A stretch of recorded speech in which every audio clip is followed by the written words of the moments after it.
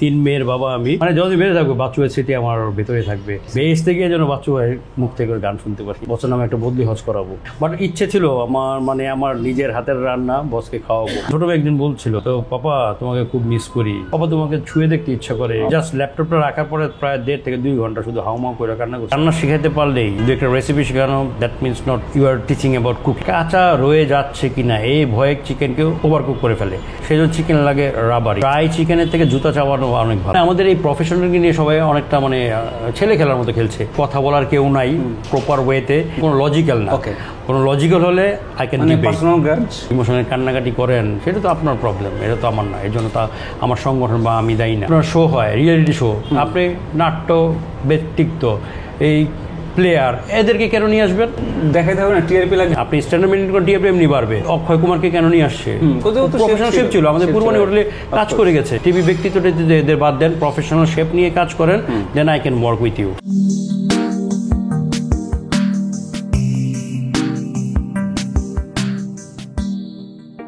Welcome to Munji Ahmed show. আমি host Munji Ahmed. আমার guest আজকে একজন শেফ এবং খুবই জনপ্রিয় শেফ। আপনারা চেনেন না, that's your fault, but like he is very popular in chef industry. ওনার নাম হচ্ছে মোহাম্মদ আলী। আমরা শেফ আলী হিসেবে চিনি এবং উনি দেশের বাইরে অনেক দিন ছিল। দেশে এসে খুব লুকে লুকে কাজ করতেছে, অনেক বড় বড় কাজ করতেছে, শেফ নিয়ে, ফুড নিয়ে অনেক কাজ করতেছে, কিন্তু উনি কাউকে কিছু বলে না। আমি বলছি আপনাকে বলতেই হবে, আপনাকে প্লিজ আসতে হবে আমার সাথে। So now he is here. Okay, আমরা এখন আছি গুলশানের ওলে বাই টিয়া রেস্টুরেন্টে। হি ইজ দ্য শেফ এখানে এবং কো ওনার।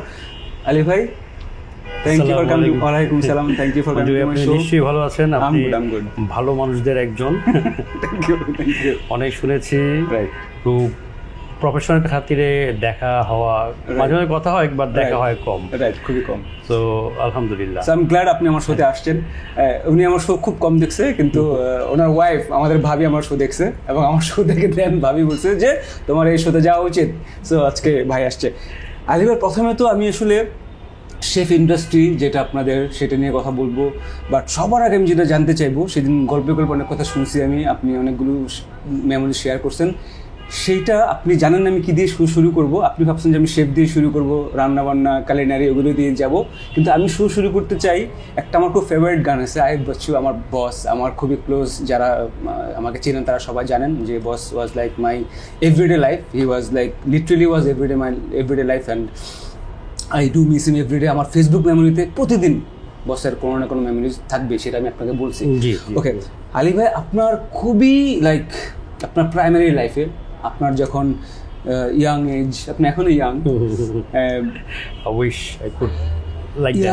ওই ইয়াং এজে আপনার যে একটা গানের সাথে মেমোরিজ, বসের সাথে মেমোরিজ, আপনি বসের এত হিউজ ফ্যান, আমি ওইটা দিয়ে গল্পটা শুরু করতে চাই, তারপর আমি আপনার জার্নিতে যাব। প্লিজ আপনি শেয়ার করেন। আইয়ুব বাচ্চু সম্পর্কে যদি বলতে চাই, আসলে আপনার থেকে বেশি কিছু বলতে পারবো না, এটা just is in my feeling. হ্যাঁ, যে উনি আমার অনুভূতিতে জড়ানো। দুইটা মানুষ, আমি বলি আমার দুইটা মানুষের প্রভাব খুব বেশি আমার লাইফে, এক হলো গিয়ে হুমায়ুন আহমেদ আর আইয়ুব বাচ্চু। Thank you. যে আমাদের যেটাকে আমরা বলি যে সেন্স অফ হিউমর, বাঙালিদের সুন্দর কথা শেখাইছে বলতে গেলে হুমায়ুন আহমেদ। আর আমার যেহেতু জন্ম পেরিদার শোট, আমি কিন্তু একটা কথা বলি যে আমি কথা বলবোই, কারণ সারা বাংলাদেশে যত সাহিত্যিক বলেন, কবি, যাই কিছু বলেন না কেন, এটার মুদ্রণ করা হয় পেরিদার শোট, বাংলা বাজার পেরিদার শোট এইখানে। তো আমার ওইখানে ওই মুদ্রণের মাঝখানে আমার জন্ম, সো আমি বলবোই ঢাকায় বলা। জি, সো যেটা বলছিলেন যে বাচ্চু ভাই সম্পর্কে যদি বললাম তো যে সেটা শেষ করতে পারবো না। তো ওনার একটা ব্যাপার যে ওনার আমাদের প্রত্যেকটা লাইফের এমন কোনো বাঁক নাই, আইয়ুব বাচ্চুর কোনো গান নাই। আপনি যে কোনো সিচুয়েশন যদি আমাকে বলেন যে আমার লাইফের এই সিচুয়েশন, একটু হয়তো সময় লাগবে, বাট আমি বলে দিতে পারবো যে এই সিচুয়েশনের জন্য তার এই গান। আইয়ুব বাচ্চু হচ্ছে বাংলা সাহিত্যের হুমায়ুন না, রবি ঠাকুর। জি, রবি ঠাকুরের সব সিজন নিয়ে গান আছে, ওনার সবকিছু নিয়ে, দুঃখ কষ্ট নিয়ে। সো বসার হোসেন, উনি এটা মানে গবেষণার মাধ্যম, যে ওনাকে গবেষণা করে শেষ করা যাবে না। সো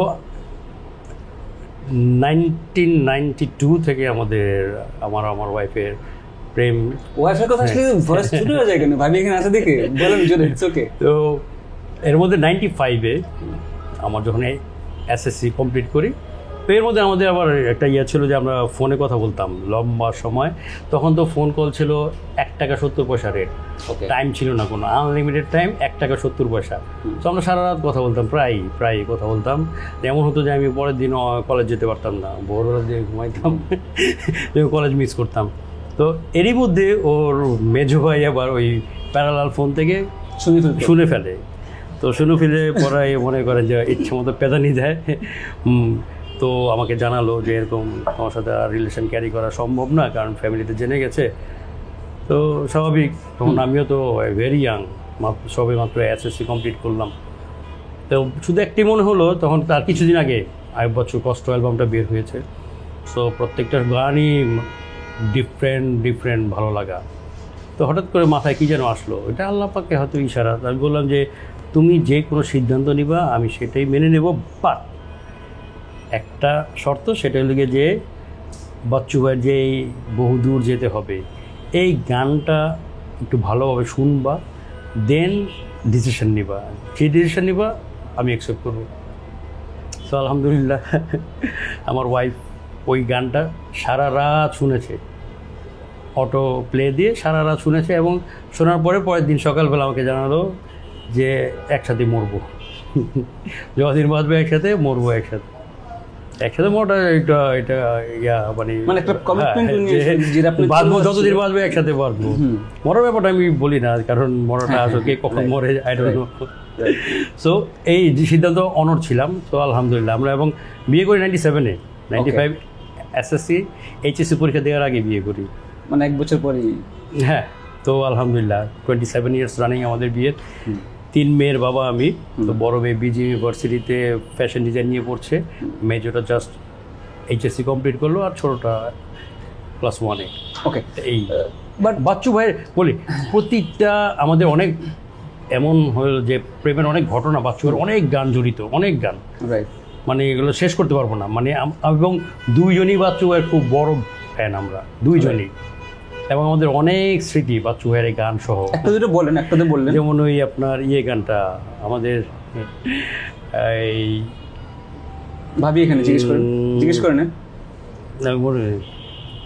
আমার রূপ কথা নেই, এই গানটার সাথে আমাদের একটা আমার সুখসারি নেই। হ্যাঁ, এটা আপনি অফ রেকর্ডে আমি বলবো না, দর্শকদের জন্য বলবো না, বুঝছেন।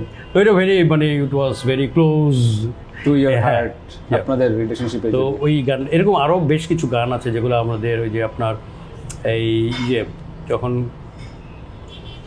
আমাদের বিস্ময়ের কিছু গান আছে, তারপরে আপনার স্বপ্ন অ্যালবামে তুমি জানো না এই হৃদয়টা তুমি, হ্যাঁ, তো এই গানেরও বেশ কিছু স্মৃতি আমাদের মাঝখানে আছে।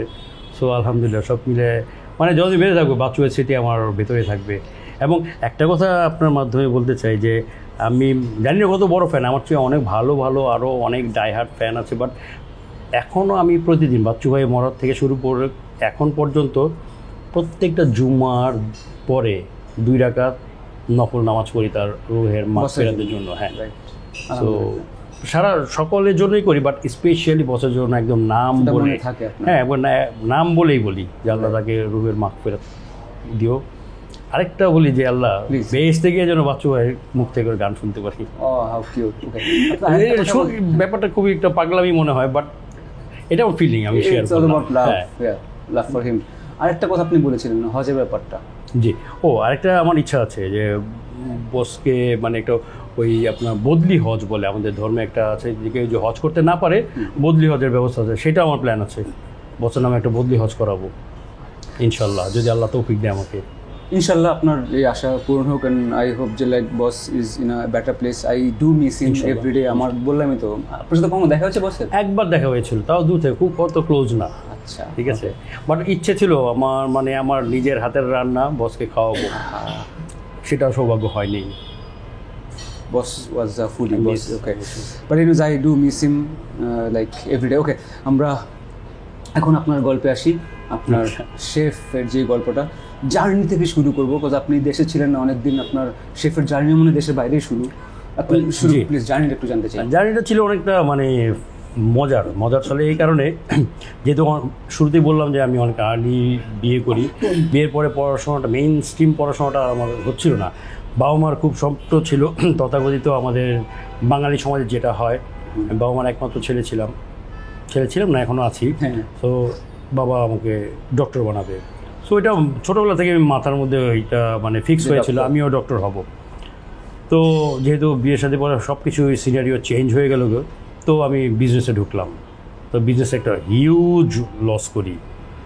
তো যেহেতু বাবার একমাত্র ছেলে, তো লস করার পর বাবা শুধু এটাই বললো যে টাকা থাকলে তোমার থাকতো, লস হয়েছে তোমার।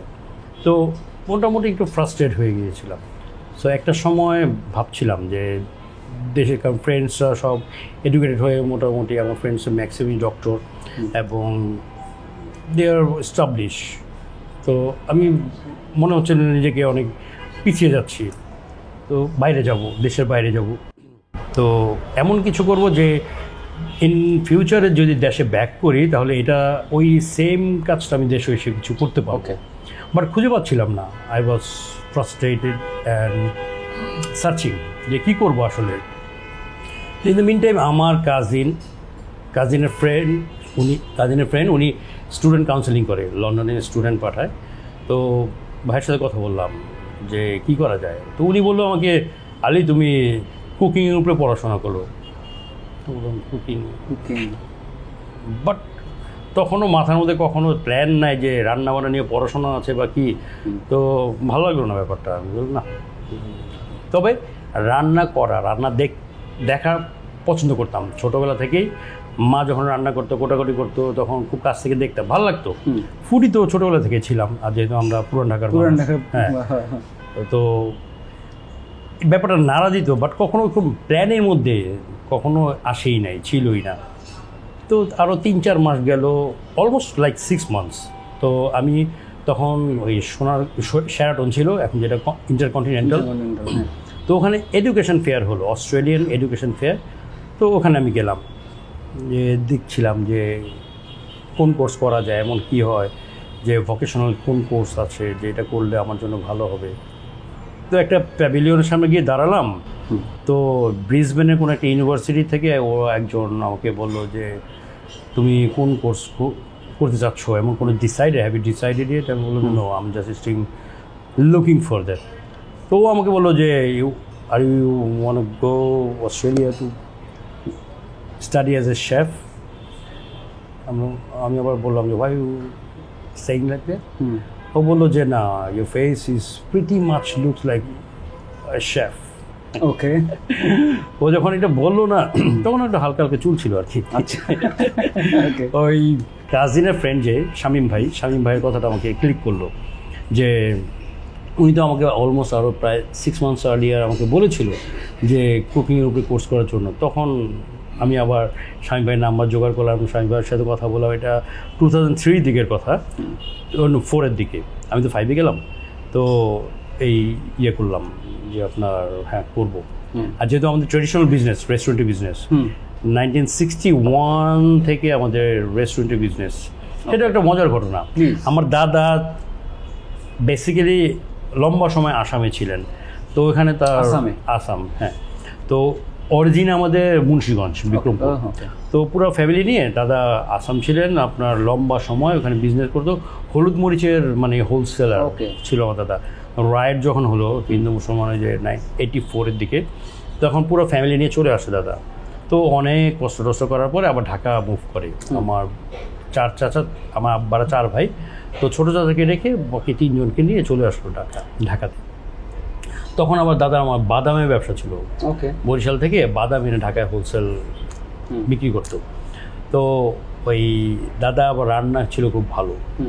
আমাদের বিক্রমপুরের মানুষের কিন্তু ছেলে বলেন মেয়ে বলেন, মানে রান্নার একটা মানে কেন জানে একটা আলাদা একটা যশ, বুঝছেন। তো আমার দাদার রান্না ভালো ছিল। তো 5-6 জন এরকম পরিচিত লোকজন দাদাকে দিয়ে রান্না করাতো। এমন হতে হতে মানে প্রায় 25 থেকে 30 জনের মতো লোকজন রেগুলার বলতো যে দাদা আপনার যেহেতু রান্না হলো, আপনি আমাদের জন্য রান্না করেন, আমরা পে করে দিব। তো হঠাৎ করে দাদার মাথায় বুদ্ধি আসলো যে এইভাবে না করে আমি তখন প্রফেশনালি করি। হ্যাঁ, তখন হোটেল আল সালা দিয়ে, ওই যে সালা চট দিয়ে ঘেরাও দিয়ে শুরু করলো। ওখান থেকে আমাদের জয়যাত্রা স্টিল এখনও আছে আমাদের। ওইটা আমার রেস্টুরেন্টের নাম। 100 মানুষ তখন কনসেপ্ট ছিল হোটেল বলতো, সো আমি কিন্তু আরও কিছু কাজ নিয়ে মানে ব্যাপার নিয়ে কাজ করবো। ন্যাশন ওয়াইড আমরা কিছু ভুল করি, একবারে এডুকেটেড আনএডুকেটেড সবাই আমরা এই ভুলগুলো করছি না জেনে, কারণ ইচ্ছা করে তো আর ভুল কেউ করে না। হোটেল অ্যান্ড রেস্টুরেন্ট কথা সম্পূর্ণ ভুল। হোটেল মানে হোটেল, যেখানে আবাসন এবং ফুড, রাইট, ফুড লজিং থাকবে এবং ফুড থাকবে, দ্যাটস কল আপনার হোটেল। আর যেটা শুধু অনলি খাওয়া, রেস্তোরাঁ, শুধু খাওয়া, সেটা রেস্টুরেন্ট। আমরা বলি হোটেলে চলো, হোটেল তো খেয়ে না হোটেল। আবার একটা ভুল করি, আপনার জার্নালিস্টও এটা করে, আবাসিক হোটেল। আবাসিক বলতে বলে কিছু নাই, হোটেল মিনিং আবাসনের ব্যবস্থা যেখানে, সেটাই হলো গিয়ে হোটেল। তো এখানে আলাদাভাবে বলার কোনো প্রয়োজন পড়ে না যে আবাসিক হোটেল। অনাবাসিক কোনো হোটেল পৃথিবীতে নাই। হোটেল, হ্যাঁ হ্যাঁ হ্যাঁ, তো এগুলো শুদ্ধ করার সময় হয়েছে এখন, কারণ জাতিগত আমরা এডুকেটেড হচ্ছি। সো এই ব্যাপারগুলো কি আমরা এটার সাথে একেবারে অতপ্রতভাবে জড়িত, এই বিধায় আমরা এটা এখন জানি, বিধায় বলতে পারছি। আবার মটেল আছে একটা, যেটা আপনি শুধু থাকবেন, খাওয়া দাওয়ার কোনো ব্যবস্থা নেই, দ্যাটস কল মটেল। হ্যাঁ, hotel, motel, botel, flotel, lotel, so অনেক কিছু না ফ্লোটিং করে। আপনার ইঞ্জিনটা থাকবে অনেক দূরে, একটা মোটা দড়ি দিয়ে এটাকে নিয়ে যাবে যেন ইঞ্জিনের শব্দটা না আসে। যারা থাকবে তারা যেন খুব সাউন্ড, এটা নদীর উপরে, শান্ত টাইপের নদীর উপরে, হ্রদের উপরে এইভাবে থাকবে। ভেনিসে আমি দেখেছি। আমাদের ওই যে একটা দেশেও কিছু এখন হচ্ছে বা হবে ইনশাআল্লাহ।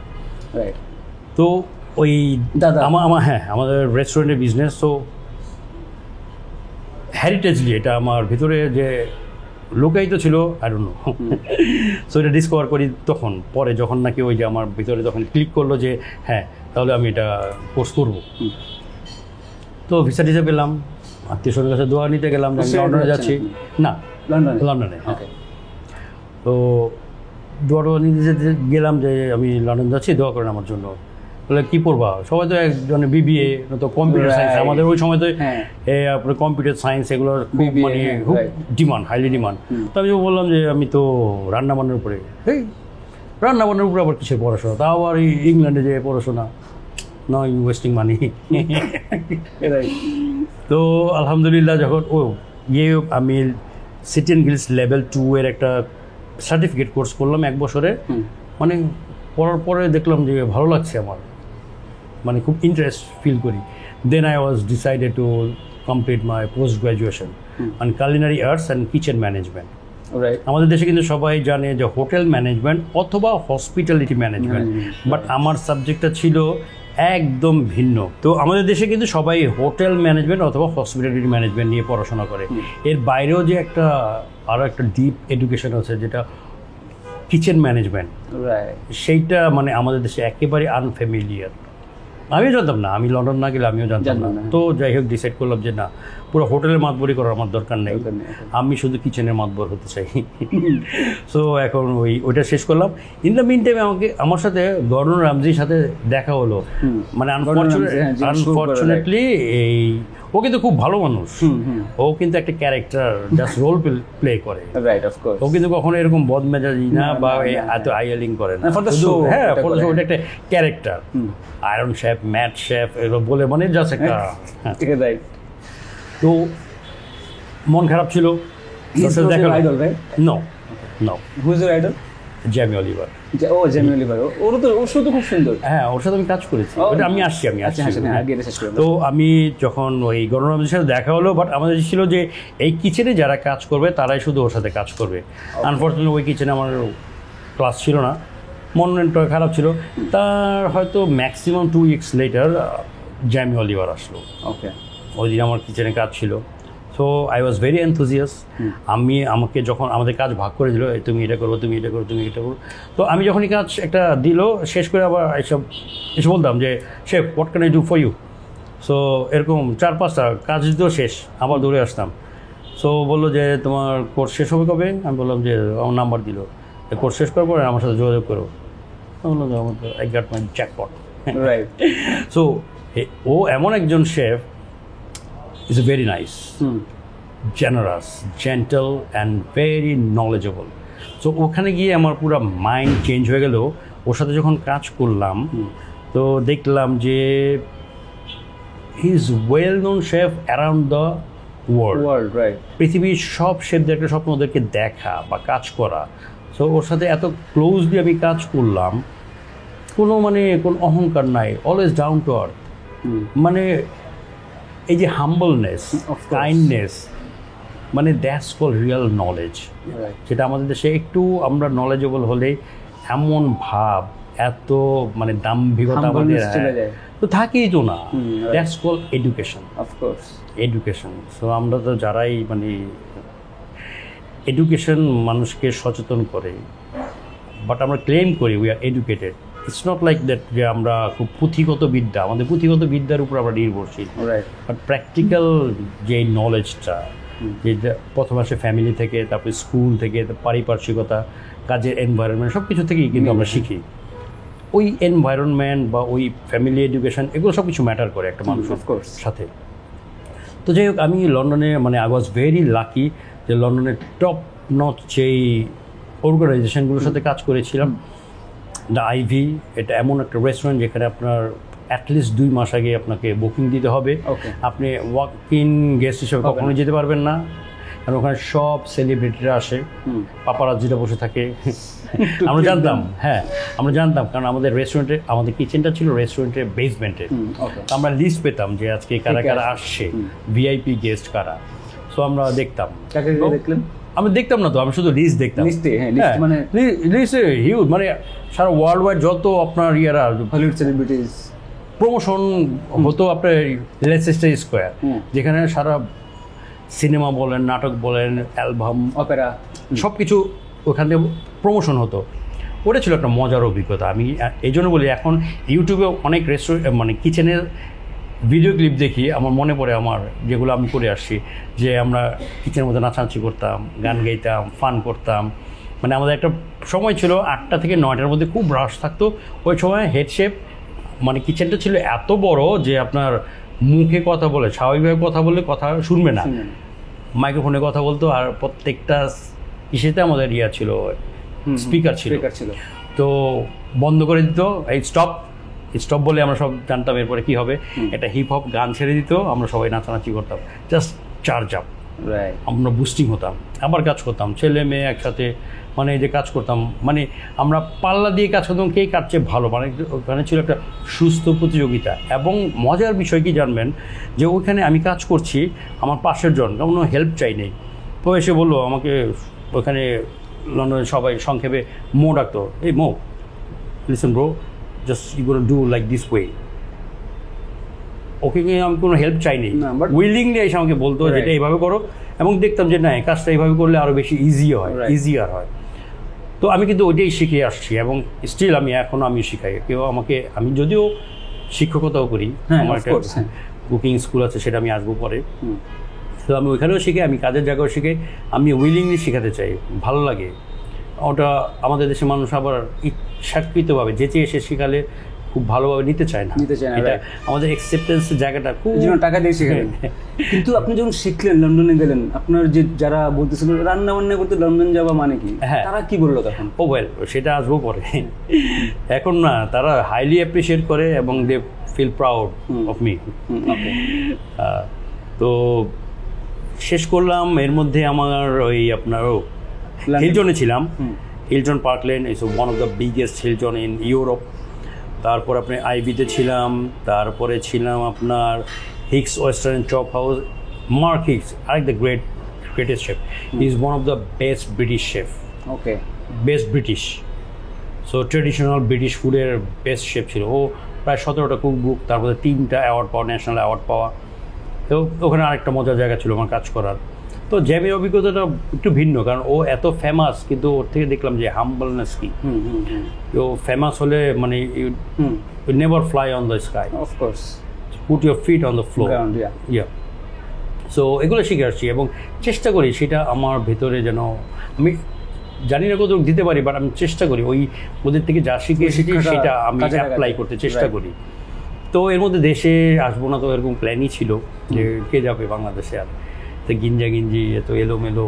তো এর মধ্যে আমার ওয়াইফকে আমি 2বার যাওয়ার জন্য আপনার ফাইল পাঠালাম, তো 2 বাজে সে রিজেক্ট করেছে, যাবে না।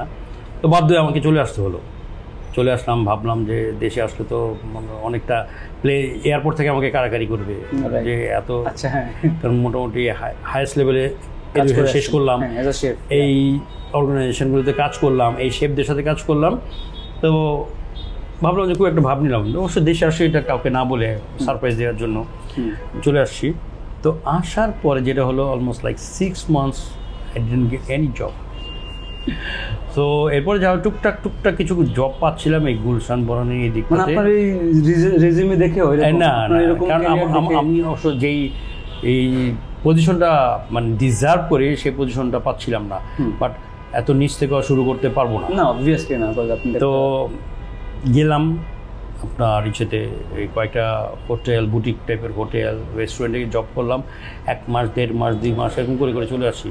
বিকজ তাদের কিচেনের আপনার এনভায়রনমেন্ট, তারপরে কোনো চেন অফ কমান্ড নাই, তারপরে এটিকেট নাই, ম্যানার নাই, ডিসিপ্লিন কিছু নাই। হ্যাঁ, আমি তো দেশে কাজ করিনি, আমি তো ওখানে কাজ করে ওখানে শিখেছি। ওয়াজ থিঙ্ক রাইট সারা পৃথিবীর কিচেনগুলো মনে এইভাবেই চলে। তো এটা ছিল আমার ভুল ধারণা। দেশে এসে কমপ্লিটলি একটা রিভার্স আমি একটা সাইড দেখলাম। তো অনেকটা ছিলাম যে ফ্রাস্ট্রেট ছিলাম যে কী করবো, চলে যাব। তো ডিসাইডেড ইউএস চলে গেলাম। ইউএসএ ছিলাম অলমোস্ট 2 years। তো যেই দিন আমি আপনার গ্রিন কার্ডের জন্য অ্যাপ্লাই করে সলিসিটার কাছে পেপার জমা দিয়ে আসলাম, রাত্রেবেলা বাসায় এসে হঠাৎ করে আমার মাথার মধ্যে একটা চিন্তা আসলো যে না, আল গো ব্যাক। আমি যাওয়ার একটা কারণ ছিল, আপনি সেটা বলছেন সেদিন আপনার বেবি না, বেবি তো ওটা লন্ডন থেকে চলে আসছে বেবির জন্য। সেই ঘটনা কেন বললেন? আচ্ছা না, ওটা একটা ইন্টারেস্টিং, হ্যাঁ ওটা তো অনেক মানে ইমোশনাল টাচ ছিল। তো যে আমি লাইফ চেঞ্জিং একটা ইমোশন ছিল আপনার। যে তখন তো যে এত অ্যাপ ছিল না আমাদের তখন ছিল স্কাইপ, রাইট? হ্যাঁ, স্কাইপ ল্যাপটপের মধ্যে স্কাইপে কথা বলছিলাম। তো আমার ছোটো মেয়ে, এখন মেয়ে জমে, তো ছোটো ছিল। তো ছোটো মেয়ে একদিন বলছিল যে জানুয়ারি 2-3 তারিখের দিকে, এরকম আর্লি জানুয়ারিতে, তো পাপা তোমাকে খুব মিস করি। তো এগুলো তো রেগুলার বলে, বাট সেদিনের কথাটা ছিল বিভিন্ন, পাপা তোমাকে ছুঁয়ে দেখতে ইচ্ছা করে, তোমাকে আদর করতে ইচ্ছা করে। সো ব্যাপারটা খুব টাচ করে আমাকে। সো ট্রাস্ট মি, আমি জাস্ট ল্যাপটপটা রাখার পরে প্রায় 1.5 থেকে 2 ঘন্টা শুধু হাউমাউ করে কান্না করছি যে না, এইভাবে আর হবে না। কারণ সারাক্ষণ মন খারাপ থাকতো। ওদিকে বাচ্চারাও খুব লোনলি ফিল করতো। বাচ্চারা কিন্তু কনফিডেন্টের জায়গা থেকে আমি বুঝতে পারছিলাম যে কনফিডেন্ট ওদের লো হয়ে যাচ্ছে। সো টাকা পয়সা তো কামাবোই, কম আর বেশি যাই হোক, বাট আমার ফ্যামিলি তো ফার্স্ট। ফ্যামিলির জন্য এগুলো আমি কার জন্য করব? সো ফ্যামিলি যদি আমি মানে সময় মতো না থাকি, কারণ বাচ্চারা কি বাবা পাশে থাকলে ওদের কনফিডেন্ট লেভেলটা থাকে অনেক হাই, আবার স্পেশালি যদি মেয়ে হয় তো হ্যাঁ, এটাও তো ন্যাচারাল, মায়ের সাথে ছেলে, বাবার সাথে মেয়ে। তো বাবা ডিসাইডেড যে না, আমি চলে যাব, আমি থাকবো না, যা হয়েছে গুড এনাফ। তো সারভাইভ, অ্যাটলিস্ট ডাল ভাত খাবো, জব না পেলেও তো অন্তত পুরি বিক্রি করে খেতে পারবো, ইনোভেটিভ কিছু পুরি বানাবো, রাইট? তো ওইভাবে চলে আসলাম। তো আসার পর যখন ওই যে আবার ফ্রাস্ট্রেশন কাজ করলো দেশে, যখন আমেরিকা, হ্যাঁ দেখেন, আবার চলে গেলাম ইউএসএ। তো অ্যাপ্লাই করার মানে ফর্ম ফিল আপ করে বাসায় আসলাম, এসে বললাম যে না, আইল গো ব্যাক, বাংলাদেশে যাব। এটা একটা যুদ্ধ শুরু করব আমি, কারণ এটা একটা রেভলিউশন আনতে হবে। সারা ওয়ার্ল্ড ওয়াইড পৃথিবীতে শেফদেরকে এত রেসপেক্ট করে, ট্রাস্ট মি। আমি যখন লন্ডন ছিলাম, ইউএস ছিলাম, যে কাউকে যদি বলতাম নতুন পরিচয় যে আমি শেফ, তখন দেখতাম যে মন থেকে একটা রেসপেক্ট, সেটা আমি ওদের চোখে দেখা যেত। হ্যাঁ, যে জিনিসটা বাংলাদেশে, ও বাবুর্চি। তো এখন চেঞ্জ হচ্ছে, লাস্ট 10 yearsে শেফ শব্দটার সাথে মানুষের এখন পরিচয় হয়েছে। বাট আমি যখন আসলাম ইংল্যান্ড থেকে 2011-তে, তখন তো ওই শেফ শব্দটাই তেমন জানতো না। শেফ বলতে হতো রান্না করি, ও বাবুর্চি, রাইট? হ্যাঁ, এখানে আমাদের যে কনসেপ্টটা, সেটা কিন্তু একদিকে আমি মানুষকে দোষারোপ করি না, আমি একটু দোষারোপের জায়গাটাতে কম যেতে চাই, যে আমাদের যে উত্তরণের জায়গা আছে এটা থেকে আমরা উতরে আসবো, তাহলে আমাদের ভুলগুলো ঠিক হয়ে যাবে। মানে আপনি you are talking about prospect of this profession. Definitely, সেটা তো আমি বলবো যে আমাদের যে প্রসপেক্ট কত ওয়াইড এবং ব্রাইট। তো আমি যেটা বলতে চাচ্ছি যে মানুষ তো জানে যে রান্না যে করে সেই কুক বা বাবুর্চি, বাট শেফ ব্যাপারটা আমাদের ভিতরে এখনো তৈরি হয় নাই যে শেফ কারা, শেফ কারা আসলে শেফ হলে গিয়ে যে শেফের অ্যাপ্রোপ্রিয়েট মিনিংটা হলে গিয়ে যে বস অফ দ্য কিচেন। ওকে, এটা ফ্রেঞ্চ ওয়ার্ড, আপনি এটা চিফ থেকে আসছে শেফ, যে কোনো জায়গার বসকে চিফ থেকে এটা শেফ। যেমন আপনি যদি আমাদের প্লেনের কথা বলি, প্লেনের যে চিফ সে হলে গিয়ে পাইলট, তারপর আপনার জাহাজের যে চিফ সে হলে গিয়ে আপনার ক্যাপ্টেন, এরকম কিচেনের যে বস যে চিফ সে হলো শেফ। এখন ইংল্যান্ড এটাকে আবার অনেকগুলো ধাপ বানিয়েছে। আপনি ইউরোপে গেলে শেফ বলে শুধু বস হলো শেফ, বাকি আর কেউ না। ইংল্যান্ড আবার এই হায়ারার্কিটাকে ঠিক করেছে যে আপনার এক্সিকিউটিভ শেফ, সু শেফ, এক্সিকিউটিভ পরে হেড শেফ, সু chef, chef D party, demi chef D party, কমি 3, কমি 2, কমি 1, অ্যাপ্রেন্টাইজ, এগুলো আবার ইংল্যান্ড ওরা এটা করে। সো সবার সাথেই শেফ শব্দটা দিয়েছে, বাট ভাগ করা। সো এটা আমরা শব্দটা শুনলে বুঝি কে কোন লেভেলের শেফ। ওকে, বুঝছেন? সো এখন শেফ হতে হবে educated, definitely education about food, about hygiene, হ্যাসাপ, nutrition, food value, food balance, West control, তারপরে আপনার ম্যানেজমেন্ট স্কিল থাকতে হবে তাকে, পুরো বিজনেসটা তার মাথায় থাকতে হবে। আপনার একটা পার্টি হবে, এই পার্টিতে কতজন মানুষ হবে, এই মানুষগুলোর মধ্যে ফিমেল কতজন, মেল কতজন, চাইল্ড কতজন, তারপরে আপনার এইজ পিপল কতজন, এই সব মাথায় রেখে শেফদেরকে মেনু প্ল্যানিং করতে হয়। হ্যাঁ, এবং নিউট্রিশনাল ভ্যালুগুলোকে ঠিক রাখতে হয়। বাট আপনি এটা কিন্তু পুরোটা আপনার যেটা লন্ডনে পড়ে আসছেন বা আমেরিকা সেটা নিয়ে কথা বলছেন, মানে আমাদের দেশ যদি কনটেক্সটে বলেন তখন এটা তো আমাদের, হ্যাঁ, কেন সম্ভব না? আমরা যদি নো, স্টিল নট। আপনি কি বলছেন, শিখে করতেছেন? আমি যেটা করছি সেটা আমি প্রপার ওয়েতে কুকিং মেথডটাকে শেখাচ্ছি। ওকে, অ্যাট দ্য সেম টাইম এই আপনার হাইজিন হ্যাসাপ নিয়েও একটা ভালো ধারণা দিচ্ছি। তবে এখানে একটা বিশাল বড় জায়গায় গ্যাপ রয়ে গেছে। আমাদের মূল এডুকেশনের মধ্যে যদি আমরা এটাকে ইনকর্পোরেট হয়, তাহলে প্রফেশনাল যে শেফ এরা বের হয়ে আসবে। আমি যদি সেদিকেও না যাই আলী ভাই, ধরেন আপনি যে জায়গা থেকে আপনার, you have a vast knowledge about like cooking, food and ocean. হ্যাঁ, ইটস লাইক ওশান, রাইট।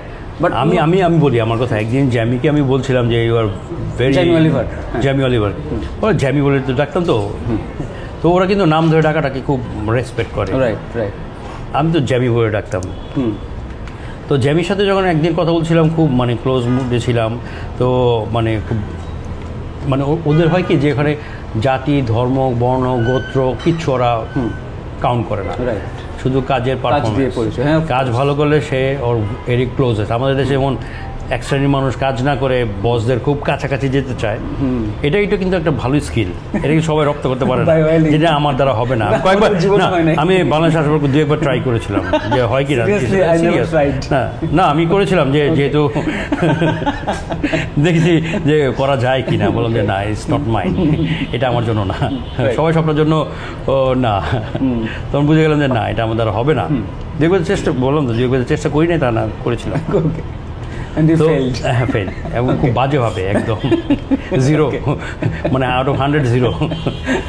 ওর তো এটা নেগেটিভ। বস আর এটা মাইন্ড করছে, তারা যেভাবে চাচ্ছিল সেভাবে দিচ্ছিলাম না।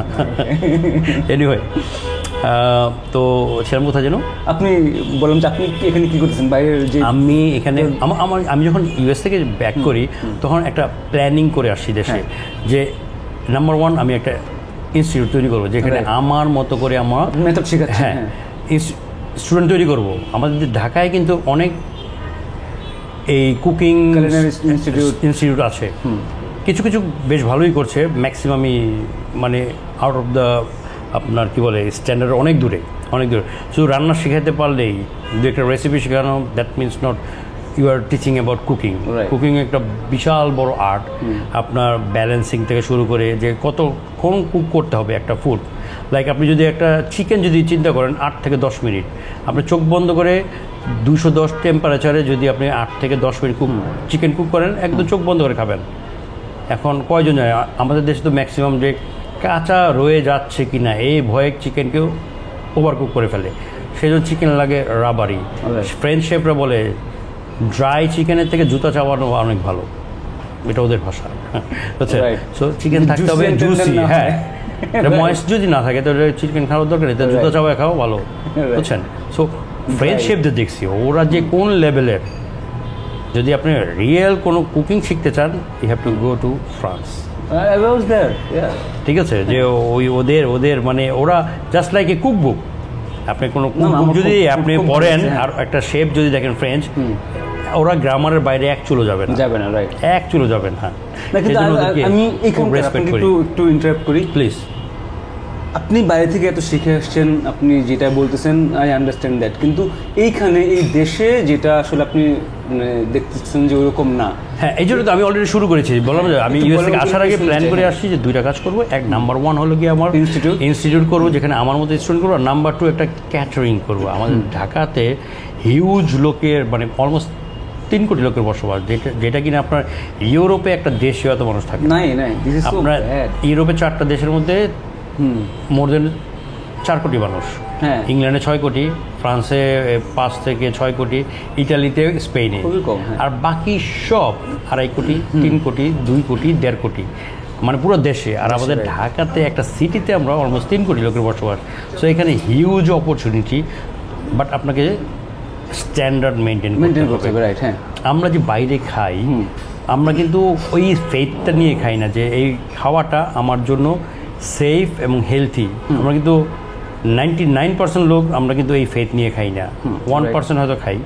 সো এইটা যখন এস্টাবলিশ হয়ে যাবে যে না, আমরা শেফরা, প্রফেশনাল শেফরা, আমরা হেলথি ফুড প্রোভাইড করি, তখন কিন্তু মানুষ বাইরে খাওয়ার প্রবণতা আরও বেড়ে যাবে। একটা সময় আসবে উন্নত বিশ্বের মতো আমাদের ঢাকাতেও লোকজন খুব একটা ঘরে রান্না করে খাবেই না। এইটা হলো আমার ড্রিম, আমার ড্রিম। বাট আমরা কি বলি, এখনও খাই, বাট ওই ফেথটা নিয়ে খাই না। এখন অনেকটা বাধ্য হয়ে খাচ্ছে যে আমার কোনো অপশন নাই, আমাকে খেতেই হবে। আপনি এমন একটা প্রফেশন, এটা আপনার ফান্ডামেন্টাল যে 5টা ধাপ, তার মধ্যে নাম্বার 1 যে আপনাকে খেতেই হবে, খাওয়ার কোনো বিকল্প নাই। দেখেন ঢাকাতে এখন ফ্যামিলিগুলো এখন কিন্তু 91 কোনো ফ্যামিলি নেই, ফ্যামিলিগুলো ছোটো ছোটো হয়ে যাচ্ছে। সো আপনার হাজব্যান্ড ওয়াইফ যদি এখন হাজব্যান্ডের ভালো ইনকাম থাকে, ভালো, আলহামদুলিল্লাহ। আর যদি ভালো ইনকাম না থাকে মোটামুটি, তাহলে হাজব্যান্ড ওয়াইফ দুজনকে ইনকাম করতে হবে মানে বেটার লাইফ পাওয়ার জন্য। সো হাজব্যান্ড ওয়াইফ দুজনে যদি জব করে, বাজার করা, কাটাকাটি করা, রান্না করা, হিউজ হ্যাসেল। এগুলোতে সময় দিবে নাকি তারা জব করবে? তো এটাই আমার স্বপ্ন যে একসময় মানুষ যখন আরও কাজকর্ম প্রবেশ করবে, প্রফেশনালি আমরা আমাদের সংখ্যা বাড়বে, তখন আমাদের এই ফুডের ইন্ডাস্ট্রিটা আরও বড় হবে। তবে এখানে আমাদের একটা বড় চ্যালেঞ্জ যে প্রফেশনাল শেফ বলে 2টা কাজ করতে হবে, ফুডটা টেস্টি হবে, ডেলিশিয়াস হবে, এতে কোনো সন্দেহ নেই, সাথে সাথে হেলথি হতে হবে। এই হেলথি কীভাবে করা যায় এটার জন্যই আমাদের বিশদ পড়াশোনা করতে হয়। ওকে, কারণ কোন এনভায়রনমেন্টে কোন ফুডটা ভালো হয়, কোন ফুডটা প্রিজার্ভ আপনি কীভাবে করবেন, বুঝছেন? সো এগুলো নিয়ে আমাদের পড়াশোনা। তো ফুডটা যেন মানুষের প্লেটে যাবে, সেটি যেন একদম হেলথি। ফুড যদি হেলথি না হয়, দ্যাট মিনস ইজ পয়জন। টাকা দিয়ে পয়জন খাচ্ছেন, আমরা আপনাকে বিষ খাওয়াচ্ছি। সো এটার জন্য আমাকে কিয়ামতের মাঠে জবাবদিহি হতে হবে যে আল্লাহ উইল আস্ক মি। সো তুমি জেনে শুনে মানুষটাকে বিষ কেন খাওয়াইছো, ঠিক না? সো আমি এই জন্য আমার স্টুডেন্টদের বলি, শেফ মিনিং কিন্তু আপনি কোথাও পাবেন না। শেফ মানে chief of the kitchen. So আমি যখন হিলটনে জব করতাম তখন একটা অ্যাব্রিভিয়েশন দেখেছি ওদের মতো করে, C for clean, H for honest, E for efficient, F for faithful. এইটার ব্যাখ্যাটা আমি আমাদের স্টুডেন্টদেরকে এবং আমি আমার দর্শকদেরকে জানানোর জন্য বলি যে chef, C for clean, clean হলো গিয়ে পরিষ্কার পরিচ্ছন্নতা, আমরা সবই জানি। বাট আমাদের প্রফেশনালি হতে হয় কি, আপদমস্ত আমাকে ক্লিন থাকতে হয়। এরপরে হতে হবে আমার ওয়ার্ক প্লেস, আমার যে জায়গাটাতে কাজ করে সেটা ক্লিন হতে হবে। আমি যে ইউটেন্সিলস, ইকুইপমেন্ট এবং টুলগুলো নিয়ে কাজ করে সেগুলো ক্লিন হতে হবে। আর এবং এই কাজটা আমার দ্বারা হবে তখনই যখন আমি মেন্টালি এবং আত্মিক এই 2টা আমার যদি ক্লিন হয়। ওকে, আমি যদি মানসিকভাবে এবং আপনার কী বলে একটা পরিচ্ছন্ন মানসিকতার একজন মানুষ হই, তাহলে এই বাকি ক্লিনিংয়ের কাজগুলো আমার দ্বারা করা ভেরি ইজি। আর আমার মধ্যে যদি কোনো রকমের বদমাইশি দুষ্টামি থাকে তাহলে এই কাজগুলো আমাদের হবে না, সামহাও একটু গ্যাপ থাকবে। ভেরি ডিপ কথা বলেন। আমি আমি আমি একটু শেষ করিনি এই যে শেফের অ্যাব্রিভিয়েশনটা ক্লিন, তারপর এইচ ফর অনেস্ট। অনেস্টি হলে গিয়া আমরা সবাই জানি যে সততা, বাট কিচেনে কাজ করার জন্য অনেস্টি থাকা এমন প্রয়োজন। আমার যে ওনার আমাকে যে স্যালারিটা দিচ্ছে, what ever the money is fixed like 50,000, তো সে তো আমাকে স্যালারি দেওয়ার সময় তো কম দিবে না, তাহলে আমি কাজে কেন ফাঁকি দিব? আমি যদি কাজের এখন প্রচণ্ড প্রেশারের জন্য যদি আমি এখন টয়লেটে গিয়ে হাফ অ্যান আওয়ার যদি সময় ব্যয় করি, কেউ দেখছে না, except me, আমি তো জানি আমি ডিসঅনেস্ট। এই জন্য অনেস্টি ইজ ভেরি ইম্পর্টেন্ট আমাদের এখানে। তারপরে এফিসিয়েন্ট হলে কি আপনার দক্ষতা, যে সময়ের মতো সময়ের কাজটা সময় মতো প্রপারলি দেয়া। এখন আমাদের ইন্টারন্যাশনাল একটা স্ট্যান্ডার্ড হলে গিয়ে যে যখন রিং বেল হবে তখন 10 মিনিটের মধ্যে ফুডটা যেতে হবে। কিচেন যখন বিজি থাকে, খুব রাশ থাকে, তখন সিচুয়েশন ভিন্ন।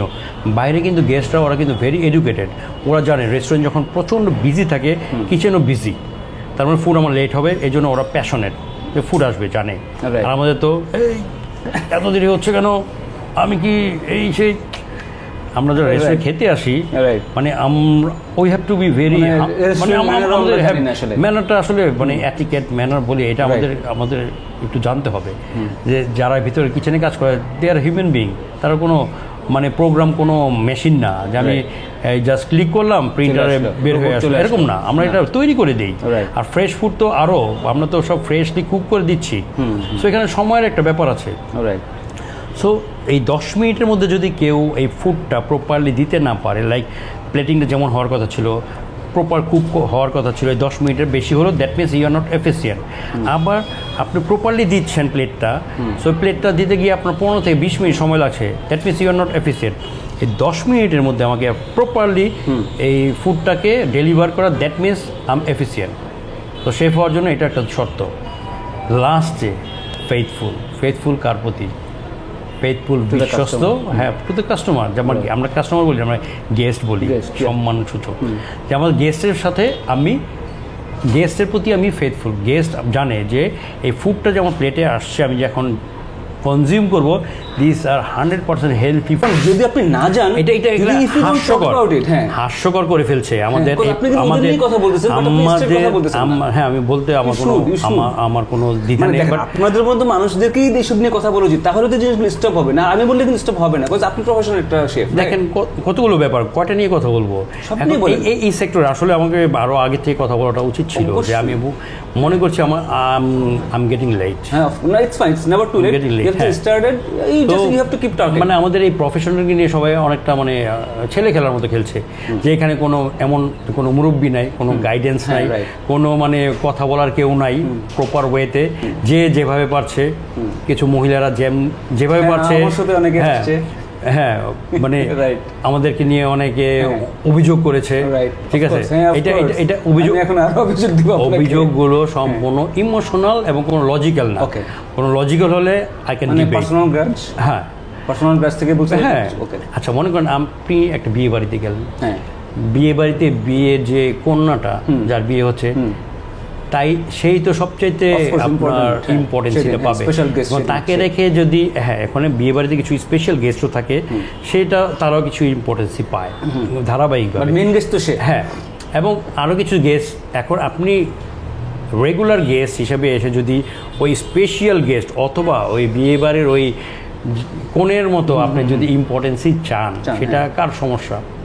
অর্গানাইজেশন সমস্যা নাকি আপনার পার্সোনাল সমস্যা? এখন এই ধরনের কিছু যদি পার্সোনাল ইস্যু নিয়ে আপনি এসে কথা বলেন কোথাও, বা অনেকটা ইমোশনাল কান্নাকাটি করেন, সেটা তো আপনার প্রবলেম, এটা তো আমার না। এর জন্য তা আমার সংগঠন বা আমি দায়ী না, ঠিক না? তো এই যে বিভিন্ন প্রোগ্রাম করছে, সো এগুলোর তো একটা স্ট্যান্ডার্ড। আপনি দেখেন না, আপনি বাইরের শোগুলি দেখেন, পাশাপাশি দেশে ইন্ডিয়াতে দেখেন না, আপনি ইন্ডিয়াতে এত নকল করছেন, এত কপি করছেন, তো ইন্ডিয়ার মতো শোগুলো বানানোর চেষ্টা করেন, প্রফেশনাল শেফদের নিয়ে কাজ করেন। আপনি টিভিতে আপনার শো হয়, রিয়েলিটি শো, আপনি নাট্য ব্যক্তিত্ব, এই প্লেয়ার, এদেরকে কেন নিয়ে আসবেন? দেখাইতে হবে না, টিআরপি লাগবে না। টিআরপি থেকে দরকার তো আপনি স্ট্যান্ডার্ড মেনটেন করেন, আপনি স্ট্যান্ডার্ড মেনটেন করেন, টিআরপি এমনি বাড়বে। অক্ষয় কুমারকে কেন নিয়ে আসছে? প্রফেশনাল শেফ ছিল, আমাদের কুরবানি হোটেলে কাজ করে গেছে। এখন যদি বলেন যে অক্ষয় কুমারকে ছিল সেজন্য আমরা এরকম কাউকে নিয়ে আসলাম টিভি পরিচিত, আমাকে একবার বলেছিল, তো আমি বলেছি না, যে টিভি ব্যক্তিত্বটা এদের বাদ দেন, প্রফেশনাল শেফ নিয়ে কাজ করেন, then I can work with you, otherwise I never. So আমাকে এমন না যে আমাকে ওই কাজগুলো করতেই হবে। সো আমি যাই করবো স্ট্যান্ডার্ড, আমার কথা, যে কারণ আমি স্ট্যান্ডার্ড জায়গায় কাজ শিখে আসছি, করে আসছি, স্ট্যান্ডার্ড পিপলদের সাথে কাজ করে আসছি। সো এটা আমার জন্য হবে অপমানজনক যে আমি ওই স্ট্যান্ডার্ড থেকে এসে বিলো স্ট্যান্ডার্ড কেন আসবো। বাট আমার কথা হচ্ছে, যদি আপনি কিছু নাও করেন তাহলে কিন্তু অনেকেই লাইক ধরেন আজকে এই শো থেকে কিন্তু অনেকেই জানতে পারবে, হ্যাঁ, আমাদের ইন্ডাস্ট্রিতে যা আপনার মতো একজন শেফ এখানে কাজ করতেছে, এতদিন বাইরে কাজ করে এসে এখানে দেশে আপনি কাজ করতেছেন। কারণ আপনারা যদি কিছু না করেন, just not only in the institute, আপনি যেটা আপনার ইনস্টিটিউট আছে, এমনিতেও লাইক টিভি শো হোক, এরকম শো হোক, আপনি you should talk, you should like go for like out and like talk and share your like experience. তাহলে কী হবে যে অনেকে জানতে পারবে, অনেক কিছু। কথা হলো ব্যাপারটা হয় কি, যে কেউ যদি ইনভাইট করে, definitely I can go and talk, কথা বলতে আমার সমস্যা নেই, যেহেতু আমার এটা প্রফেশন, আমাকে বলতেই হবে। ইনভাইট না করলে তো আমি তো যেতে গিয়ে কীভাবে কথা বলি, ঠিক না? তো আমি যেটা বলতেছিলাম, আমাদের কিছু ক্লাসিফিকেশন দরকার, যে হু আর দ্য শেফস। যে আমাদের দেশে এখন যে কেউ ক্লেম করে, একটা সাদা একটা কোট পরে বলে আমি শেফ, আরে একটা কোর্স করে, কোর্স করতে পারে যে কেউ। আপনি বললাম তো, ওই যে আপনার 4টা ধাপ আপনাকে রপ্ত করতে হবে, তার মধ্যে ইন্ডাস্ট্রিতে কাজ করতে হবে, প্রফেশনাল কিচেনে আপনাকে কাজ করতে হবে, দেন ইউ ক্যান ক্লেম যে আমি শেফ। ঠিক আছে, তাও ধারা আছে, হায়ারার্কি মেনে আপনাকে বলতে হবে যে কোন লেভেলের শেফ আপনি। এখন কী করে, একটা সাদা একটা জ্যাকেট গায়ে দেয়, এবং কত মানুষ যে প্রতারিত হচ্ছে, বাসা বাড়িতে কোর্স করায়, অনলাইনে কোর্স করায়। আমাকে কোভিডকালীন সময় কত মানুষ বলেছে শেফ কোর্স করান, এমন সেটা, এটা একটা ধাপ্পাবাজি ছাড়া কিছু না। কারণ অনলাইন কোর্স, আপনি থিওরিটিক্যাল কোর্স আপনি করতে পারেন, আর প্র্যাকটিক্যাল কোর্স আপনি অনলাইনে কীভাবে করেন, যেখানে আপনার ফুডের টেস্ট দরকার, ফুডের টেক্সচার জানা দরকার, স্মেল দরকার, আপনার এগুলো কীভাবে। সো এটা তো আমি দিতে পারবো না। সো এটা ব্লাফিং ছাড়া কিচ্ছু না। সো আমি চাইলেও অনেকের মতো, অনেকে এরকম লক্ষ লক্ষ টাকা কোভিড সময় ঘরে বসে কামিয়েছে, আর আমাকে বলেছে, আমি বলছি না, এই ধরনের টাকা পয়সা আমার দরকার নেই। টাকা সবাই কামাইতে চায়, বিল গেটস এখন টাকা কামাইতে চায়, আমাদের দেশে যারা ধনীরা আরও ধনী হতে চায়, এটা আমারও স্বপ্ন, বাট পরিশ্রম করে, প্রপার ওয়েতে, কোনো কাউকে ব্লাফিং করে না। ওকে, সো আমি বলবো যে যারা নাকি আপনার শেফদেরকে ট্রেন করাচ্ছেন, দে ক্যান ক্লেম যে উই আর শেফ ট্রেনার। কখনো বলবেন না যে আমরা শেফ, কারণ আপনার ফুটবল প্লেয়ার যে যখন কোচ হয়, তখন সে কোচ কাম ম্যানেজার, মানে প্লেয়ার কাম ম্যানেজার হইতে পারে সেটা। বাট একটা ম্যানেজার যে কখনো ফুটবল খেলে নাই, সে কখনো ফুটবলার ক্লেম করতে পারে না, করেও না। সো আমাদের দেশে কী করে, কয়েকজন আছে, আমি কারোর নাম বলবো না, কারণ নাম বললে তারা খুব আহত ব্যতীত হবে, এবং হয়তো আমার নামে কি বলে আই ডোন্ট কেয়ার, বাট সত্য, তারা তো দাবি করতে পারবে যে তারা ইন্ডাস্ট্রিতে কোনোদিন কাজ করেছে। আরে এখন তো মানে এটা একটা খেলা হয়ে গেছে, আপনি $400 দিয়ে মাস্টার শেফ হওয়া যায়, আপনি জানেন? মাস্টার শেফের সার্টিফিকেট আপনি বললে আমি লিঙ্ক দিব, আপনি ওকে $400 পাঠাবেন, আপনার নাম পাঠাবেন, আপনার একটা রেজুমে পাঠাবেন, ওরা সার্টিফিকেট পাঠিয়ে দিবে। এটা তাদের একটা বিজনেস। বাট মাস্টার শেফকে এত সহজ, আপনার ইনোভেটিভ রেসিপি থাকতে হবে, যেটা আপনি ইনোভেশন করেছেন, আপনার এর উপরে এডুকেটেড হতে হবে, কালিনারির উপরে স্পেশালি। তারপরে আপনার ওয়ার্ক এক্সপিরিয়েন্স, তারপরে আপনার ওখানে এক্সাম দিতে হয়, তারপরে আপনার ওই যে আপনার একটা জুরি বোর্ড আপনাকে সার্টিফাইড করবে, দেন আপনি সার্টিফিকেট পাবেন world chef association incorporate with London city and Guilds, এই দুজন যৌথভাবে আপনাকে সার্টিফিকেট দেবে। ওয়ার্ল্ড ওয়াইড মাস্টার শেফ ওরাই একমাত্র দেয়, আর বাকিগুলো সব বিজনেস। সো বাংলাদেশে কোনো মাস্টার শেফ নাই, কেউ যদি বলে আমি চ্যালেঞ্জ করে বলতে পারবো, ঠিক আছে? সো বাংলাদেশি বংশোদ্ভূত একজন আছে, মিস্টার নাজিম খান, শেফ নাজিম খান, রেসপেক্টেড শেফ, ভেরি নলেজেবল। উনি দেশে আসলে ডেফিনেটলি আপনার সাথে আমি ইন্ট্রোডিউস করাই দেবো। ওনার সাথে কথা বলে আপনার পুরো ভিউ চেঞ্জ হবে, শেফ কারা কোথায় কোন লেভেলে কাজ করছে। সো আমরা একটা সংগঠনও করেছি যে বাংলাদেশ কালিনারি ফেডারেশন, আমি BCF, বাংলাদেশ কালিনারি ফেডারেশন, এটা সামঞ্জস্য রেখে আমেরিকান কালিনারি ফেডারেশনের সাথে সামঞ্জস্য রেখে, যেহেতু আমাদের স্বপ্ন ওয়ার্ল্ড স্ট্যান্ডার্ড একটা অর্গানাইজেশন করা, তো এই জন্য আমরা ওইভাবে নামটা রেখেছি। সো এর আগেও আমি একটা সংগঠনের ফাউন্ডার প্রেসিডেন্ট ছিলাম, তো ওদের কার্যক্রম আমার নীতির সাথে যাচ্ছিল না। সো যেহেতু আমি একটা বড় স্বপ্ন নিয়ে দেশে আসছি যে আমি এই ইন্ডাস্ট্রিকে একটা রেভলিউশন তৈরি করব। সো এককভাবে রেভলিউশন পৃথিবীতে কেউ তৈরি করে নাই, তার জন্য একটা বড় টিম লাগবে এবং এটা ওভারনাইটও হয় না, সেটাও আমি জানি। আমার এই জন্য টাইম লাগবে। এই টাইমটা আমি অলমোস্ট আমি দেশে আসছি 9 বছর, এবং আমার টিমও আলহামদুলিল্লাহ আমি বেশ ভালো ভালো কিছু পিওর সোল হার্টেড পিপলদের নিয়ে কাজ করছি। যদিও দেশের সংখ্যা কম, ইন্টারন্যাশনাল কানেকশন আমার ভালো, যেমন আপনার আমেরিকা, ইংল্যান্ড, অস্ট্রেলিয়া, এই ধরনের বাংলাদেশি শেফ যারা নাকি ওকে ওয়েল স্টাবলিশ। রাইট। আপনি জানেন ইংল্যান্ডে একজন মিশেলিন স্টার শেফ আছেন বাংলাদেশি, ঠিক আছে, আক্তার আহমেদ, তো উনি আছেন আমার সাথে। তারপরে যে নাজিম খান আছেন, শহীদ শাহিন আছেন, আপনার এই যে লা মেরিডিয়ানে বর্তমানে আপনার এই এক্সিকিউটিভ পেস্ট্রি শেফ, সবাই সংগঠনে আছেন। হ্যাঁ, আমার সাথে আছেন। তো আমি এখন নতুনভাবে পথ চলা, তো ভেরি সুন আমরা ওয়ার্ল্ড স্ট্যান্ডার্ডের সাথে যুক্ত হয়ে দেন আমরা দেশের জন্য কিছু কাজ করব। অলরেডি আমি আপনার নিরাপদ খাদ্য অধিদপ্তরের সাথে কাজ করছি, ওকে। তারপর বিটিইবি, বাংলাদেশ কারিগরি শিক্ষা বোর্ড, এনএসডিএ, এদের সাথেও কাজ করছি। আর আমার তো আমেরিকা থেকে যখন চলে আসলাম 15-এ, এসেই আমি জয়েন করলাম প্যান প্যাসিফিক সোনারগাঁয়ে। তো ওখানে ছিলাম অলমোস্ট 2.5 ইয়ার্স। তো ইন দ্য মিন টাইম আমি আবার লন্ডন সিটি অ্যান্ড গিলসে বাংলাদেশের ওদের এক্সটার্নাল ভেরিফায়ার হিসেবে নিযুক্ত হলাম। তো লন্ডন এই আপনার বিমানে বিএফসিসি, যেটা বিমান flight catering centre, Bangladesh national flag career, এটা আমাদের একটা গর্বের জায়গা। তো ওখানে আবার আমি যেতাম এক্সাম নিতে। তো 2টা এক্সাম নিলাম। 3 নম্বর এক্সামের সময় ওখানকার কর্মকর্তারা বললো যে শেফ আপনার মতো ইয়াং এডুকেটেড শেফ দরকার।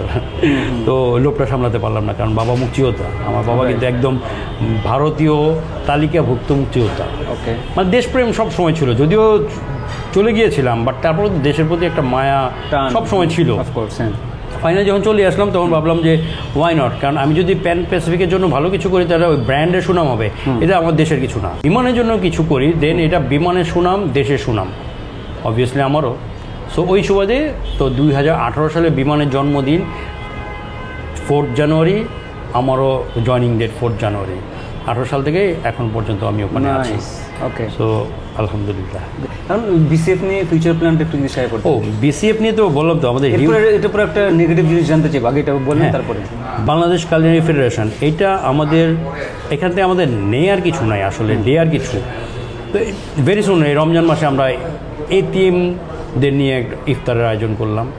দে ওয়ার ভেরি ভেরি হ্যাপি, খুব ভালো লেগেছে যে এতিমদেরতেও মানে, এবং এটা একটু ঢাকার বাইরে। ঢাকাতে তো মোটামুটি সবাই কিছু এইড করে, আমরা এটা চিন্তা করলাম যে ঢাকার ভেতরে করবো না, একটু গ্রাম অঞ্চলে যেখানে মানে মানুষজন যায় কম, খোঁজ খবর রাখে কম, আমরা অলমোস্ট প্রায় 200 এতিম বাচ্চাদের নিয়ে ইফতার করলাম, ওরা খুব খুশি হলো। এই ধরনের আরও আমাদের সোশ্যাল অ্যাক্টিভিটিস করার প্ল্যান, যেটা আমরা সামাজিকভাবে এই মানুষকে, আমার মূল লক্ষ্যটা হলে গিয়ে মানুষকে খাওয়ার ব্যাপারে আপনাকে সচেতন করা। আমরা রসনা বিলাস বাঙালি, কথা ঠিক আছে, বাট খাবো সুস্থ থাকার উদ্দেশ্যে, পেট ভরার জন্য খাবো না।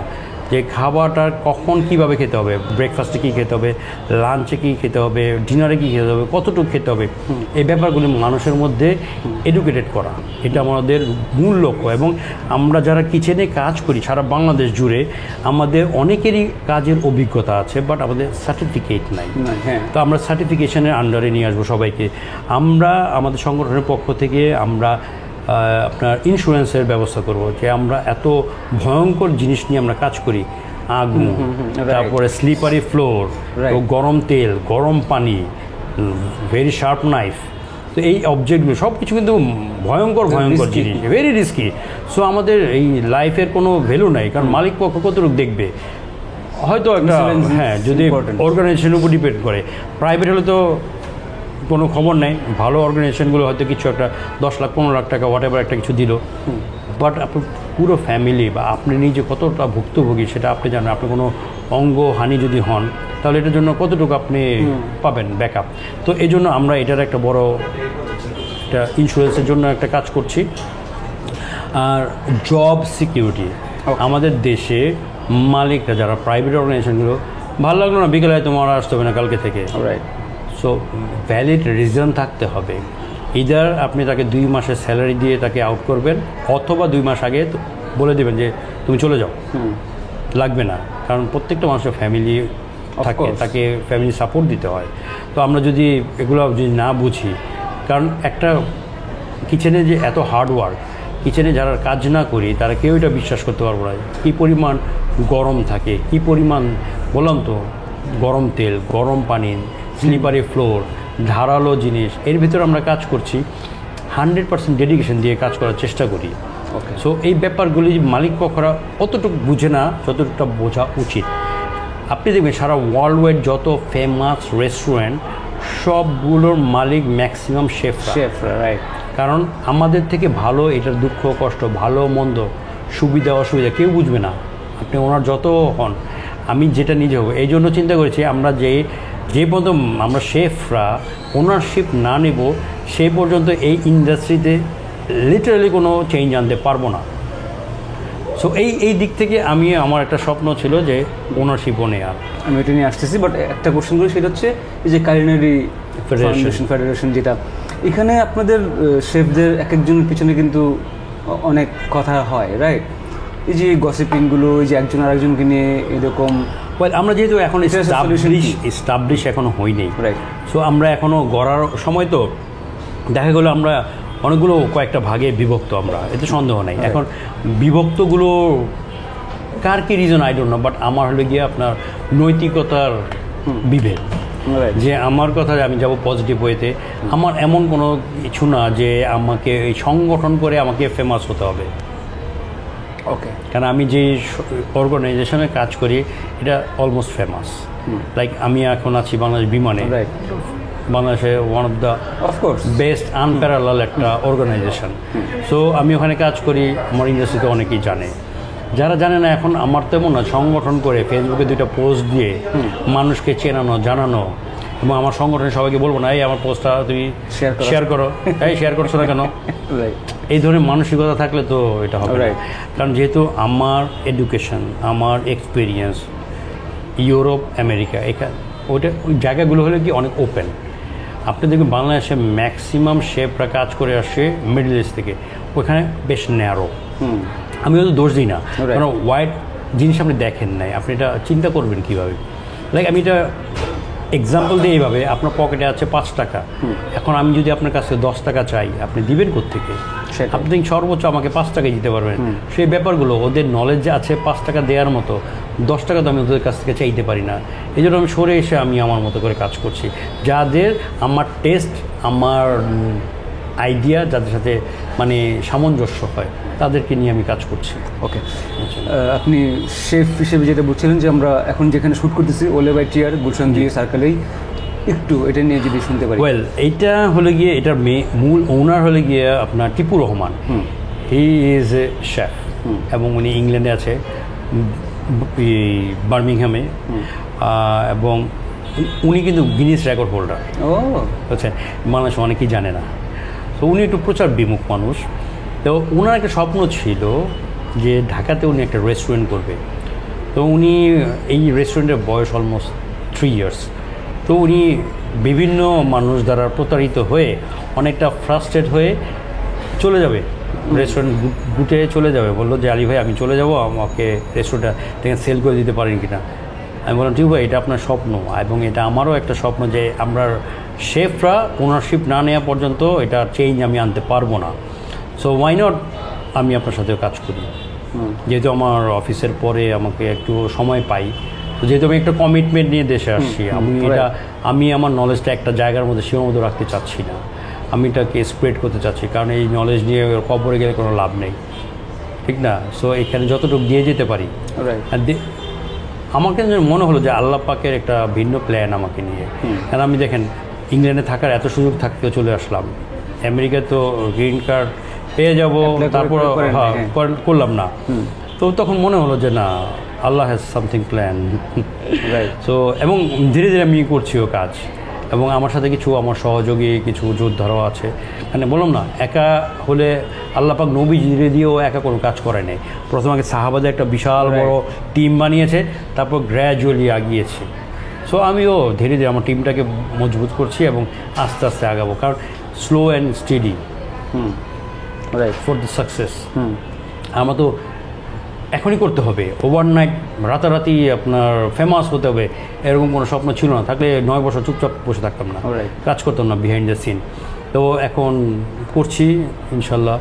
সো আলহামদুলিল্লাহ আমি বিএফসিসিতে আছি, আমি ইম্পেরিয়াল ট্রেনিং হ্যাঁ আমি আসছি, এবং এখন যুক্ত হলাম যে আপনার ওলেবাই টিয়ার। এখানে আমি চাচ্ছি গ্যাস্ট্রোনমি ফুডটাকে ইন্ট্রোডিউস করতে। গ্যাস্ট্রোনমি মিনিং হলো ফুড সায়েন্স, যেটা অনেকে ভিন্ন ভিন্নভাবে বলতে পারে। অ্যাকচুয়ালি এটা ইন্ডাস্ট্রিতে এটা মানে আপনার ইন্ট্রোডিউস করাটা একটু চ্যালেঞ্জিং, কারণ ওইভাবে ওই প্লেটিং, ওই ম্যানেজ করা ফুড সায়েন্স শব্দটা শুনলে তো বোঝা যাচ্ছে যে ফুড এখন কিন্তু শুধু খাওয়ার জিনিস না, এটা উপভোগের ব্যাপার। অফকোর্স আপনার ফুড আমরা কিন্তু বলি এনজয় করা, not food for feed. Right. তো এখন কিন্তু কনসেপ্ট চেঞ্জ হয়ে গেছে, ফুডটাকে এনজয় করা। আমাদেরকে জানতে হবে যে ফুড এনজয়মেন্টটা কী, অ্যাম্বিয়েন্স, ফুডের টেস্ট, ফুডের ফ্লেভার, ফুডের প্লেটিং, যেগুলো হবে যে আমরা বলি আমরা কিন্তু শেফদেরকে বলা হয় এখন food is a 4 dimension art. 3Dর কথা আমরা শুনেছি, 4Dর কথা কিন্তু শুনিনি আমরা। 4D হলে 4টা মাত্রা dimension. Number 1 you can see, you can touch, you can smell, you can taste. So এই 4D আর্ট আমরা ফুড দিয়ে করছি। আমাদের ক্যানভাসটা হলো আমাদের প্লেট, আর আমাদের রং তুলিগুলো হচ্ছে আমাদের ফুড। সো কিছু কিছু প্লেট হবে এমন যে আপনাকে দেখলে আপনাকে খেতে ইচ্ছে করবে না, মনে হয় দেখি শুধু বুঝছেন। আর আমরা একটা বলি ওয়াও এফেক্ট, যে আমার ফুডটা যখন গেস্টের সামনে যাবে তখন ফুড যেন দেখলে গেস্ট বলে ওয়াও, অ্যাটলিস্ট ওয়াও না বলে চোখটা যেন একটু বড় হয়, ছবি তোলে। হ্যাঁ, আমরা কিন্তু কিচেনে থেকে কিন্তু আবার এই সার্ভারদের জিজ্ঞাসা করি wow effect, what about wow effect. যদি বলে যে না, that means it's not up to the mark, বুঝছেন। সো অনেক পরিশ্রম করি, বাট যখন একটা গেস্ট বলে যে the food was lovely, we enjoy the food, তখন মানে ওই কষ্টটা আর কষ্ট মনে হয় না, ওটা একদম আনন্দে রূপান্তরিত হয়ে যায় সাথে সাথে। ওকে, মানে এটা জবটা এলাকে এরকম যে আপনি যদি বুঝতে পারেন যে আনন্দটা ফিল করতে পারেন, এই আনন্দটা দেখবেন যে আপনি 24 ঘন্টা টানা কাজ করলে আপনি ক্লান্ত হবেন না, যেমন আমি হই। আমি কিন্তু কিচেনে ঢুকলে আমি একটুও বোর হই না, আমি টায়ার্ডই হই না। রান্না করেন মাঝে মাঝে, ভেরি রেয়ার, বছরে 2-3 বার হয়তো। বলে না যে রান্না করাবো, ওর মা ওরা ভালো রান্না করে, কারণ আমার ওয়াইফও কুকিং কোর্স করা। ওকে, ও মাঝে মাঝে ও রান্না, আমার মার রান্না চমৎকার, কারণ আমার প্রথম শিক্ষা, আমার গুরু আমার মা। ঠিক আছে, সবাই মার রান্না পছন্দ।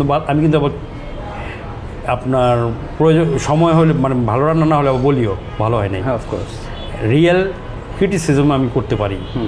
যেমন এই যে দেখেন কুকিং রিয়েলিটি শো, এই যে যারা যায়, একজন থাকে শেফ, আর বাকি যে 2-3 জন থাকে অলঙ্কার, এরা কিন্তু ফুডের টেস্ট বলে ভালো হয় নাই বা কি, কিন্তু কেন ভালো হয় নাই সেটা বলতে পারবে না, সেটাও বলতে পারবে না। কী করলে ভালো হবে সেটাও বলতে পারবে না। তাহলে কিছু জাজমেন্ট।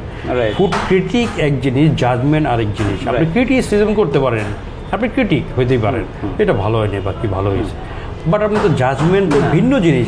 এই নলেজটা আপনার টিভি চ্যানেলদের কে দিবে?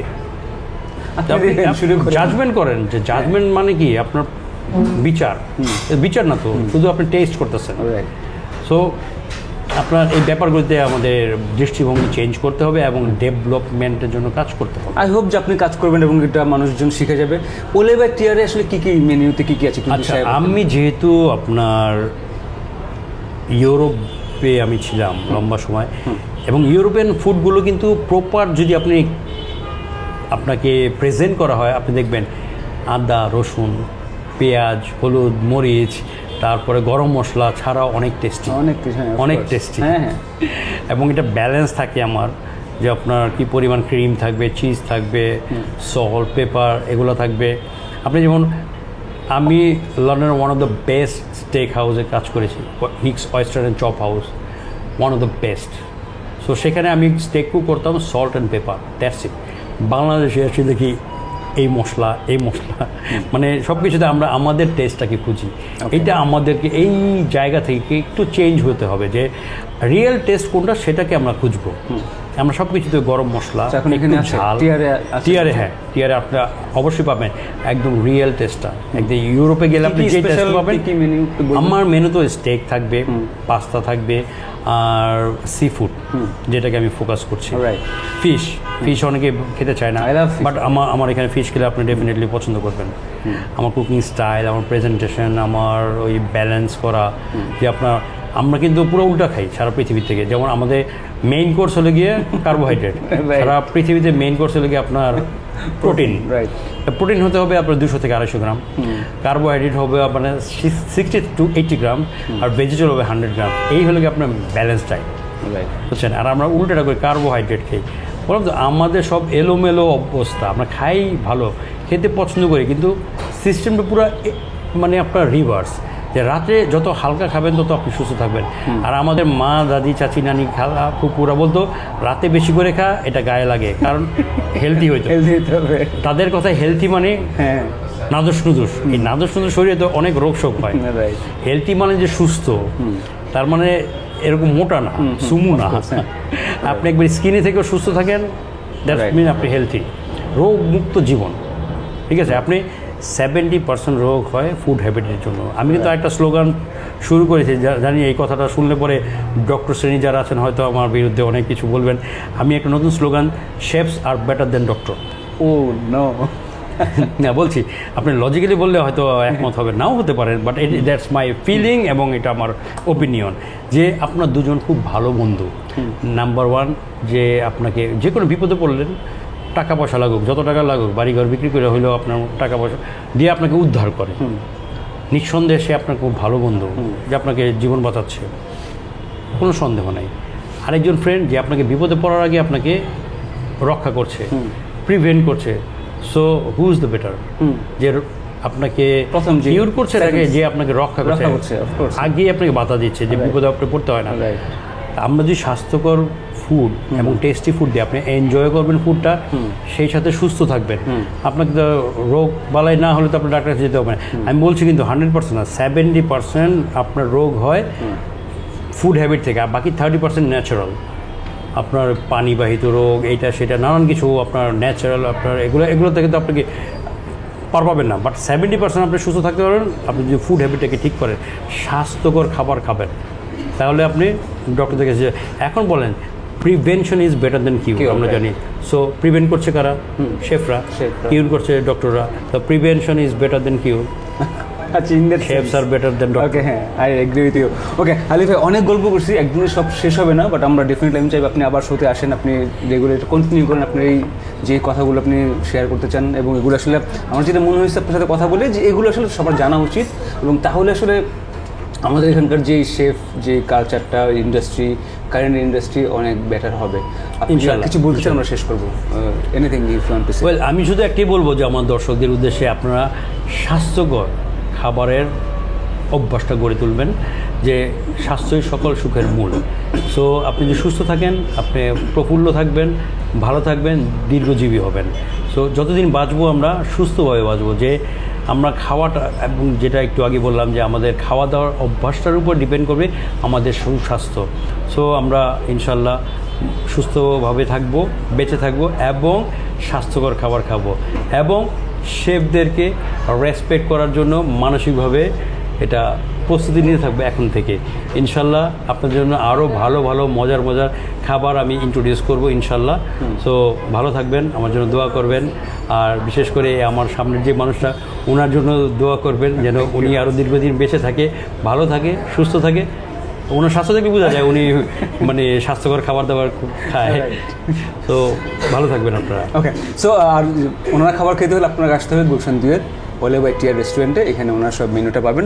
আর যারা ক্লাস করতে চান, একটু কোথায় আপনাকে পাবেন? আমার imperial hotel training management training institute Facebook page আছে, এবং ওইটা গুলিস্তান, যদিও লোকেশনটা একটু নাক ছিটকানো জায়গা, বাট আই ক্যান চ্যালেঞ্জ যে if you enter into my institute, you will be amazed, you will be, your vision gonna be changed.